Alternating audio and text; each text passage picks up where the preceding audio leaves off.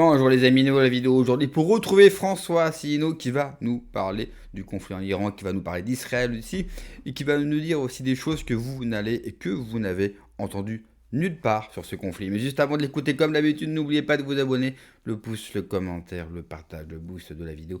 C'est vraiment important en ce moment, il y a un gros shadowban, c'est compliqué sur YouTube, donc je compte sur vous et puis n'hésitez pas aussi à me rejoindre sur Patreon, c'est une plateforme où je poste toutes les semaines du contenu exclusif. Et puis là-bas, la grosse différence avec YouTube, c'est la liberté d'expression qui n'est pas limitée. On l'écoute et on en parle juste après. Souveraineté énergétique de la France et le prix des carburants pour les Français. Alors, en effet, c'est un événement très important. Ça ne défraie pas la chronique, hein. En règle générale, les médias français préfèrent focaliser l'attention des Français sur des sujets parfois complètement subalternes, voire grotesques ou ridicules. Mais là, c'est un sujet important sur lequel il n'y a pas eu énormément de communication.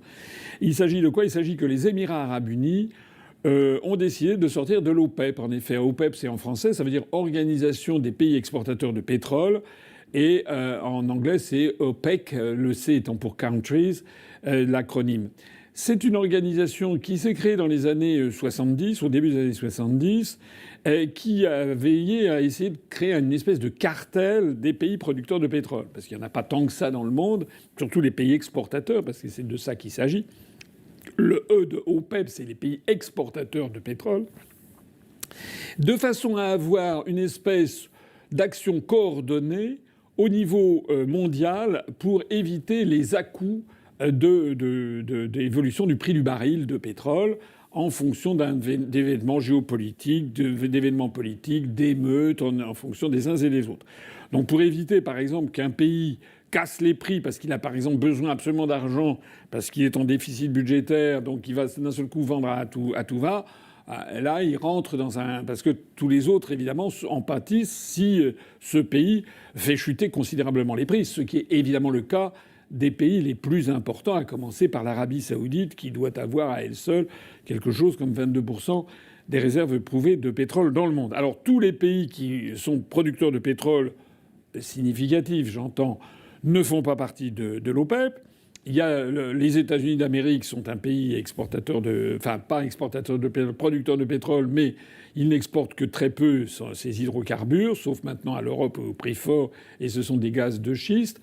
Bon, les États-Unis, par principe, ne veulent pas appartenir à cette organisation. La Russie n'en fait pas partie non plus.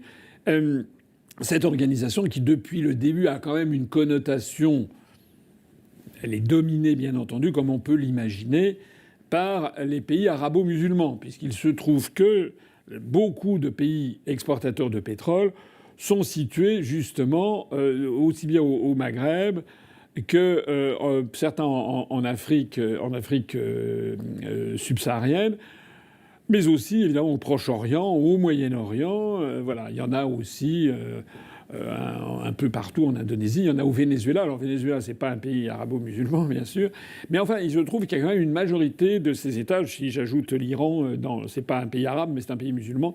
Voilà. Et donc évidemment, il y a une coloration un petit peu tiers-mondiste qui a eu à l'origine, et puis surtout l'OPEP s'est surtout fait connaître en 1973, après la guerre du Yom Kippour, qui a eu lieu donc en octobre 1973.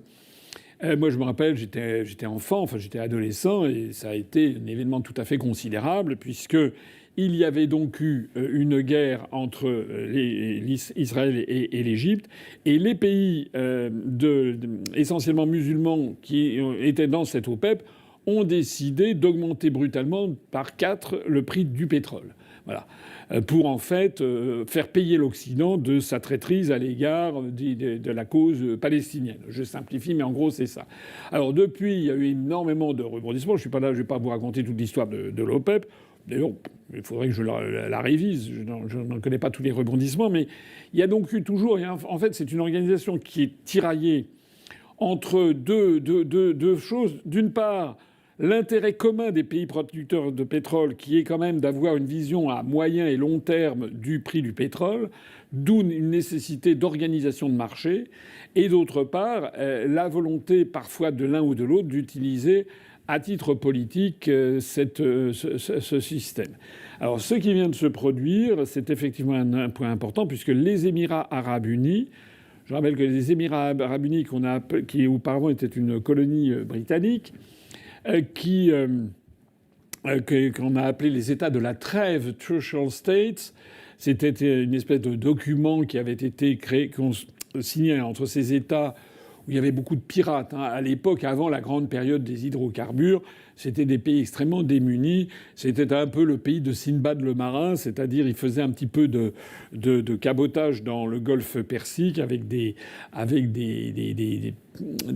navires à voile.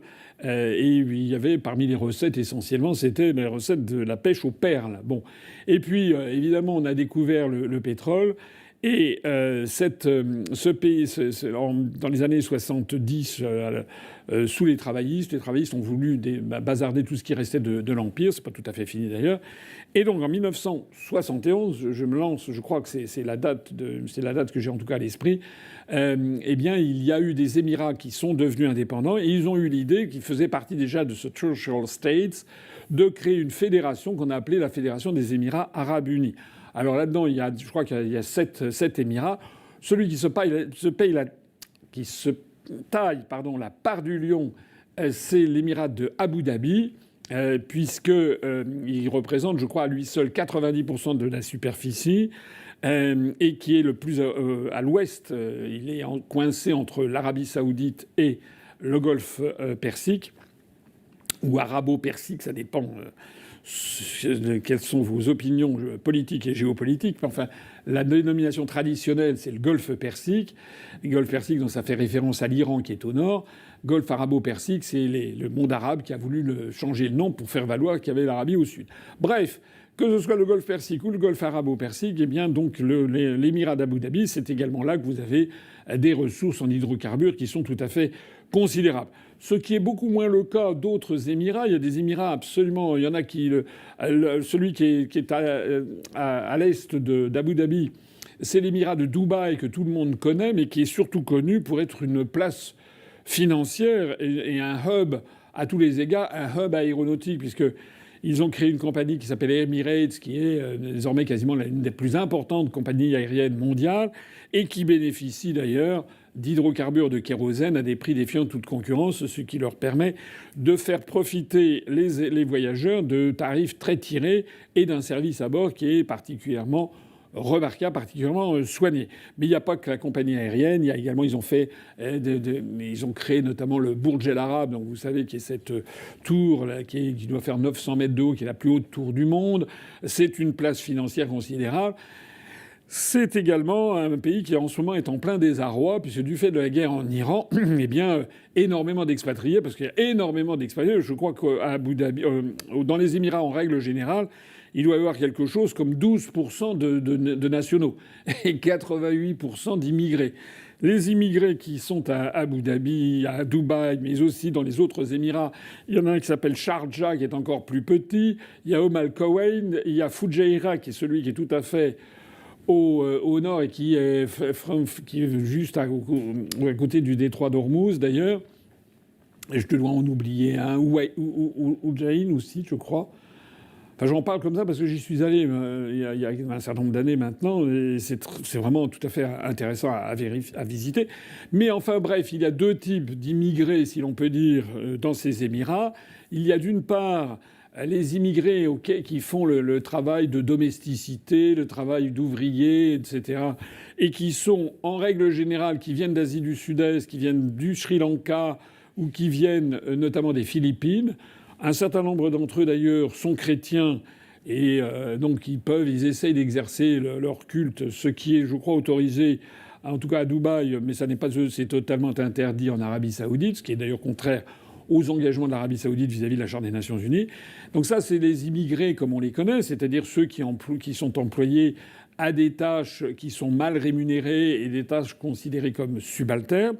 Et puis il y a des immigrés de luxe. Alors eux, ce sont les Occidentaux, c'est-à-dire les Européens, les Américains, des Japonais, des Australiens, des Néo-Zélandais, etc., qui eux travaillent dans des banques, travaillent dans des entreprises expatriées et qui sont très bien rémunérés. Voilà. Alors, Dubaï a fait des quantités d'avancées au cours des années récentes. Encore une masterclass de François Asselineau, c'est de loin sur la politique étrangère un des plus justes que vous pouvez trouver en France. Mais le plus grave dans tout ça, c'est qu'en France, on ne devrait pas avoir de crise énergétique.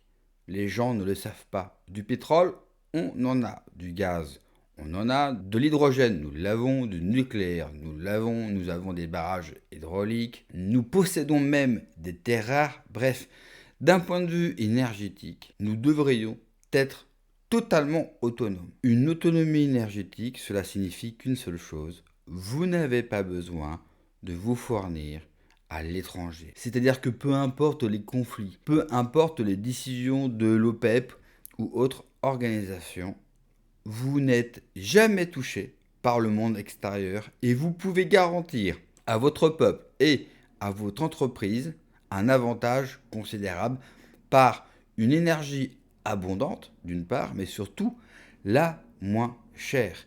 Et le problème, parce qu'on peut être fâché à cause de la guerre en Iran et de tous ces pays qui mettent le monde sous tension. Certes, mais je pense que dans un premier lieu, on devrait être fâché et en colère contre notre gouvernement, contre les gouvernements qui se sont succédés successivement et qui n'ont jamais été capables de mettre un plan en place et d'obtenir une autonomie, une souveraineté énergétique. Je suis persuadé que si vous demandez à des gens autour de vous s'il y a un micro-trottoir pour demander aux Français si la France aurait les capacités énergétiques pour être autonome ou la France possède-t-elle des capacités énergétiques, la plupart des gens vous répondraient que non. Par exemple, pour le pétrole et le gaz, c'est une loi qui avait été votée sous François Hollande par les Verts qui interdit non seulement les forages, mais les études. Nous n'avons même pas le droit de regarder, aussi bien dans notre sol que sous la mer, ce que nous possédons. Car le dernier gisement de pétrole qui avait été découvert est au large de la Guyane. Et dites-vous bien qu'à cause de cette loi, qu'à cause de nos gouvernements, nous avons arrêté de rechercher. Qu'est-ce qu'on trouverait à l'avenir ? Car nous avons le deuxième plus grand espace maritime au monde. Et on sait que les fonds marins sont tout simplement sous-exploités. Alors avant d'être en colère envers Israël, avant les États-Unis, envers tous ces pays qui font monter bien sûr les prix artificiellement, plus bien sûr les taxes françaises, eh bien soyons tous en commun, faisons front contre nos gouvernements. Merci d'avoir regardé la vidéo les amis, n'oubliez pas comme d'habitude de vous abonner, le pouce, le commentaire, le partage, le boost de la vidéo, prenez soin de vous, que Dieu vous protège, allez, ciao.